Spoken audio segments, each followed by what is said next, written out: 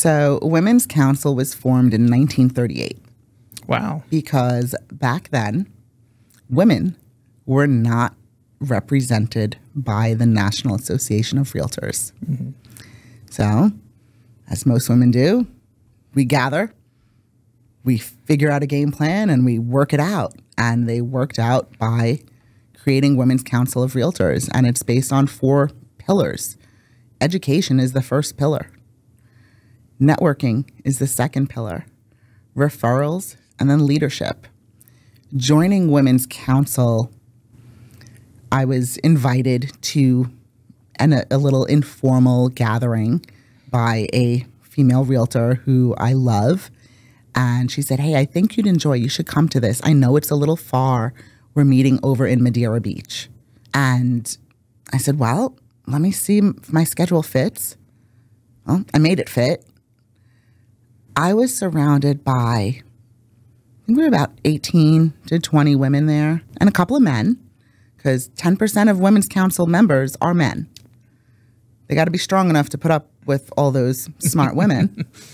But so I get there and everyone's kind of just doing a little intro and talking about things. And when I left, I was floating, driving back. Mm-hmm. I was like, I have found my tribe. Your These people are intelligent, caring, devoted, passionate individuals who, like me, want to make it better. And had I not taken on, I said yes. Had I not taken on that invitation, I would not be serving as a board of director.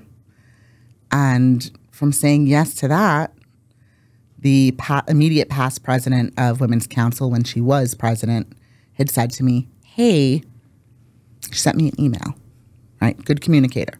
She sends me an email and says, I think you should, I think this would be good for you. And it was District 6. I had no idea what I was saying yes to. I filled out the application. Now, this is District 6 for? Real estate, for realtors, which is the Tampa area. Okay. Again. Florida? Florida realtors, the Tampa area. Florida's broken up into districts. Okay. And Pinellas and Tampa and Hernando, Pinellas, Tampa, and Pasco are lumped into District 6. Okay. I know that now. When I say I had no idea what I said yes to, but I knew, right? If the president of anything says, hey, I think this would be good for you, you say yes. So I said yes, filled out that application, paid my $99. A few weeks later, I get an email. Congratulations, we are welcoming you to the District 6 leadership group. Again, still didn't know what District 6 was, didn't know what I signed up for, but they gave me a bunch of dates that I needed to be places. So I just plugged them in my calendar and showed up. It wasn't until the 3rd course that I realized, oh, this is so I can serve my realtors on the state and local level. It's a prerequisite. Completed, I graduated last summer at the Florida Realtors Expo. They gave me another cute pin and a certificate, right? District 6 leadership. And I was given a mentor who is on our board of directors for Greater Tampa Realtors. And she said, you should run for Tampa Realtor Director. And I said, what is that? What do they do? Again. But I said, sure. I said, yes, right? Good things come when you say yes. Not always, but the greater part of things work out. Mm-hmm. So here I am, rookie realtor, and I still considered myself a rookie realtor because I hadn't hit that 5-year mark.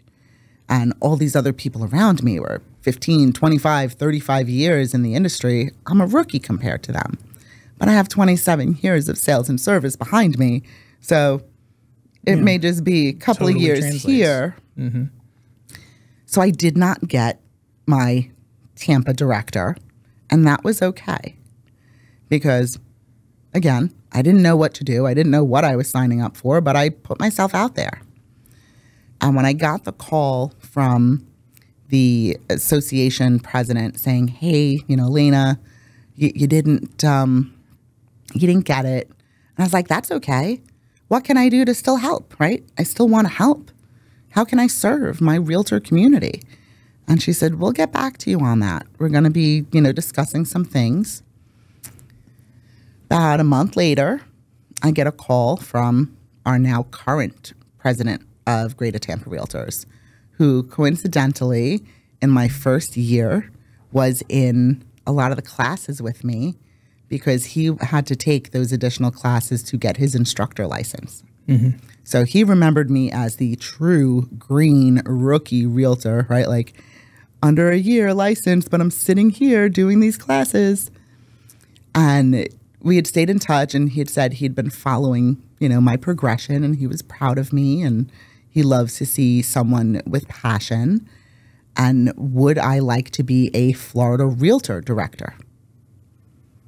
So again, the president of anything asks you, would you like to? The answer should always be yes.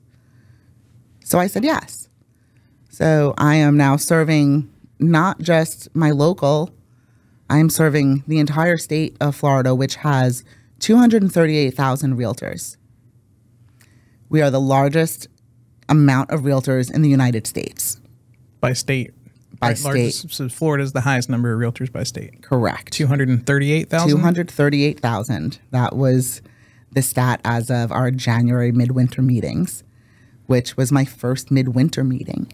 And learning about all the committees and all this back stuff that helps not just the public, but our realtors. If it wasn't for Florida Realtors lobbying, real estate would not have been essential when COVID hit. There were many states where real estate was not considered essential. So without realizing, I was very thankful to our state liaisons and all those directors to push for us. I was just curious. That puts 1% of the population of Florida as a realtor. Yep. So 1 out of 100 people. And our area in the Tampa Bay, we have 3 associations between Greater Tampa Realtors, Pinellas Realtor Organization, and the West Pasco. You are looking at, between those 3 organizations, probably about 40,000 realtors. That is more than 10%. That is, about 17, 18% of the state are in our area. So how do they qualify that? Is that an active license holder? Is that how they count that number? Well, you can have a license, be a sales associate, and not be a realtor. Right. So these are all people who are realtors. I see. So that they're into their association as a designated realtor. Capital R realtor. Yes. Gotcha. Okay. Because realtors do have code of ethics. You always want to work with a realtor, not just an agent. And it's simply because that code of ethics really does mean we're here to do good. I would say the vast majority of people buying and selling are realtors. Yes. Like extreme vast majority, right? Because am I wrong to say to get access to the MLS, you have to be a realtor? Is that right? Well, we have all these third-party sites. Yeah.